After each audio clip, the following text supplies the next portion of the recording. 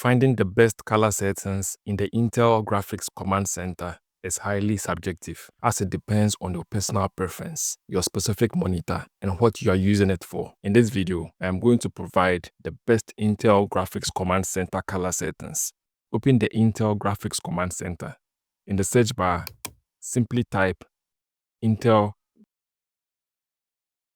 Graphics Command Center and press enter. Select Display on the left-hand menu. Your connected monitor will be shown. Here you will find the main color settings under the Color tab. We are going to set up two profiles, one for accuracy, which will be true to live colors, which will be good for work or media, and a punch profile, which will entail enhanced colors, which is basically good for gaming or movies. Let's start with the accurate profile. Under the color profiles, click the plus sign to create a new profile.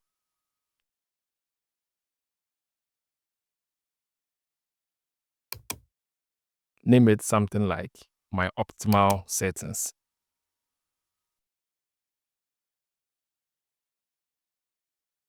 This ensures you can always go back to the default profile if you don't like your changes.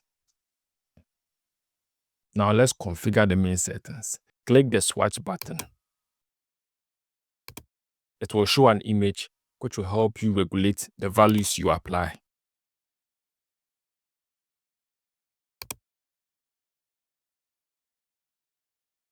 From there, we will use the sliders to set the values.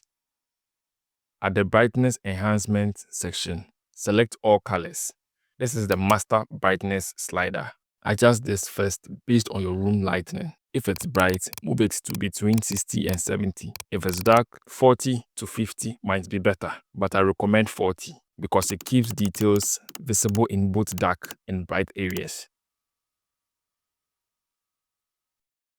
At the contrast enhancement section, make sure you selected all colors. This controls the difference between dark and bright. For a more vibrant and punchy image, try increasing this gradually to somewhere between 20 and 25. I recommend 17 because it is a very safe and low contrast value. Scrolling to the bottom, you would get the most control. At the hue section, I recommend you leave it at 0. This should only be changed to correct a major color imbalance. And the saturation section is the most important settings to change. Increasing this will make colors look more vibrant and natural. For more vivid colors, you can try moving it to 55 or 60. I recommend you set it to 50. This ensures consistent color reproduction and prevents washed out blacks or neon looking red or greens. Now you will always have a one true to life baseline you can rely on. Now let's create a profile for gaming or movies. Click the plus sign under the color profiles.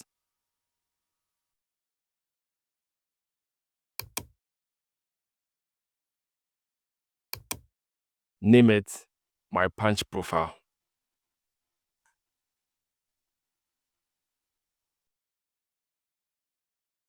Now let's adjust the main settings.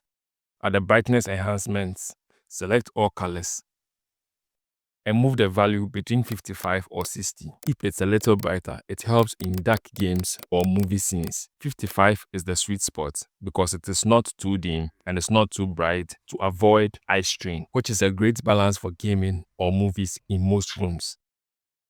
At the contrast enhancement section, select all colors. Adding more depth will give the image that pop. 20 is a sweet spot.